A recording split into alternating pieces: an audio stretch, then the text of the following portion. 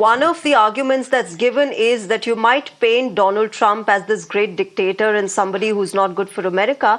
But the fact remains that his reign, his regime did not see two wars, while the Biden administration has seen both the Russia-Ukraine war as well as the Israel-Hamas war.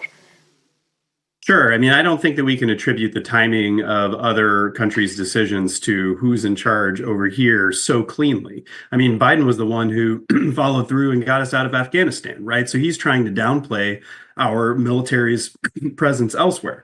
I think that Trump is a lot more unpredictable, and maybe that has some sort of effect on Putin, but Trump's unpredictability makes us less secure, not more. So I think that the key is that Netanyahu knows that Trump would let him have much more of a free hand in pursuing his aggressive domestic policies than Harris would. Harris has held Netanyahu accountable and has made that very clear. All right. I believe there is some sort of network issue with Mr. Reddy. While we fix that, Josh, let me also understand from you then, just the fact that immigration has seen such widespread protests across America, illegal immigration, is something that everybody is concerned about in America. The youngsters are voicing their opinions on it. The American citizens are very concerned about what is happening on the streets of the United States.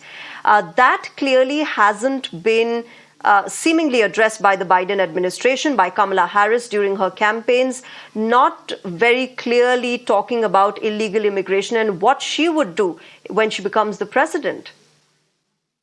I actually completely disagree with you. So the Biden administration oversaw the formulation of a bipartisan Senate bill that would have drastically expanded the amount of resources that we send to the Mexico border, as well as change some of the asylum provisions to make sure that they are more efficient and tailored towards people who actually need asylum. This bipartisan immigration package was tanked by Donald Trump. He is on record saying that he wanted Republicans to vote against it so that the immigration issue would, quote, still be on the table for him for the election. That means that he wanted to campaign on immigration and accuse Democrats of doing nothing. You have Republicans like Lankford in the Midwest who are Senate Republicans who are frustrated that the work they did on the bipartisan package never came to fruition because Donald Trump gave that stand down order. So let's be perfectly clear. Kamala Harris and Joe Biden have been leading on immigration. They have been trying to get bipartisan reform done, and they have been vocal about this issue, but Republicans have tried to block that progress so that they could campaign on the issue this November. Narendra Reddy, I believe he's back with us on the show.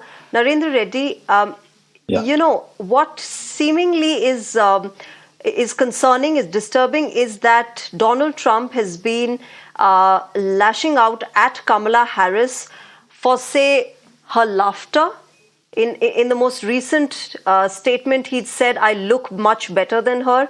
I mean, it seems like the Republicans and Donald Trump don't have a better argument against a potential candidate who might become the first female president of America, who is in the race for it. Any other argument that can be presented about her is not being used, and it's just about her looks and about her laughter. I totally agree with one thing is Donald Trump has to change his strategy. He should focus on the accomplishments that he made during his administration instead of focusing on the personal attacks and personal descriptions of the opponent. We all agree. It is not that only Democrats criticize that. Even in the Republican Party, there is a leadership section that criticizes Trump for doing that. Once he comes back to talking about only the issues, for example, today the southern border is totally open. Anybody can come from anywhere to California and Texas borders, and they can merge with these people. That could be terrorists or anything. On the immigration thing that Josh was talking about, Obama had a 2 years Senate, Congress, and White House. Biden has first 2 years Senate, Congress, and the White House. But they did not do anything. It is just they keep on hanging in those things in balance so that they can have their vote banks on their side. I totally agree with one thing. Donald Trump is the most competent person to do things except his vocabulary and his attacks on the personal attacks on his opponents. If he stops doing that, he will win this election. with thumping majority. That is the same mistake he made in 2020. If he had spoken just about his accomplishments in his 4 years, Biden wouldn't have become president. Unfortunately, Trump did not learn at But the that's time. not Donald Looks Trump's like personality, Mr. Reddy, isn't it? I know. The fact that it's Donald Trump, he's just being quintessential Donald Trump when he's speaking. But see, now he's been in the politics for at least 8 years. If you come to count from the 2015, now he should be learning by now. Okay, he cannot keep on doing that. The personal attacks, please, is only a base of supporters who are about 25%. But in this country now, we have more independents who are looking at the economic issues. They are not looking about the abortion issues anymore. They are looking at the practical things. What is the good thing for the country? Who can control these prices? Who can increase this our production and make sure the economy is better?